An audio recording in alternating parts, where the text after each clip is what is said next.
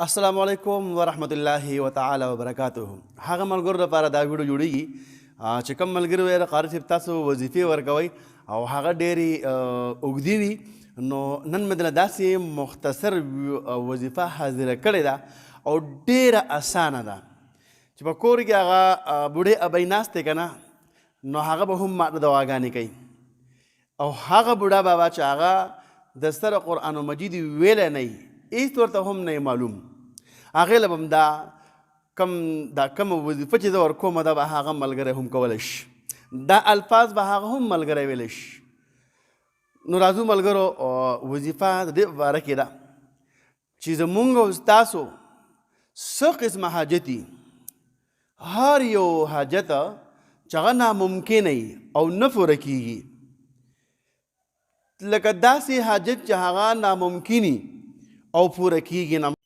هغه حاجت چې هغه ناممکني او پوره کېږي نه، نو ډېره اسانه وظیفه مې درله وړې ده. کله چې مونږ او تاسو د اشراق مونځ کوو، د هغې نه وروسته تنګېږي ما اسانه ده، ویډیو ماړه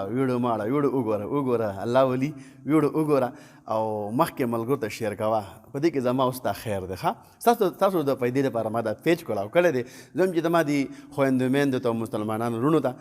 دوی ته څه قسمه حاجت هغه پیښ نشي او څه مسایلو ته پیښ نشي او هغه دا ملګري په مینه محبت باندې ما دا ویډیو وګوري او مخکې ملګرو ته شیر کړي، بعد 2 رکعته وکړي یا 4 رکعته وکړي، هغې نه وروسته دا الفاظ ویې الباسطقو بیا ووایه دا ما سره لږ تاسو ووایه، دا ویډیو بعد مه ګورئ، وایه ورسره الباسطقو. دا چې کله تاسو 41 مرتبه ووایئ او 21 ورځې وکئ، قضایي پکې ونه کوئ، نو انشاءالله العزیز تاسو بیا ما ته رنګ کولی شئ، یاره وایي قاري صاحب زمونږ هغه کار خو نه کېږي او تا دا وظیفه ورکړې وه، خو بشرط د دې ګناه نه به ځان ساتئ، ګناه نه به ځان ساتئ، د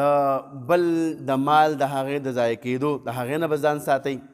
دغه شان له غیبت نه به ځان ساتئ، دا ګناهونه دې نه به ځان ساتو، نو الله به زما او ستا دا بیکار کوي او الله به بیا زما او ستا نه الله خوشحالېږي او الله به بیا زما او ستا الله دغه دعاګانې قبلوي. نو ملګرو دا مختصر ویډیو وه، مخکې ملګرو ته په ضرور شیر کوئ، د الله په امان او الله دې تاسو په عمر کې، مال کې، جان کې، اولاد کې برکات واچوي.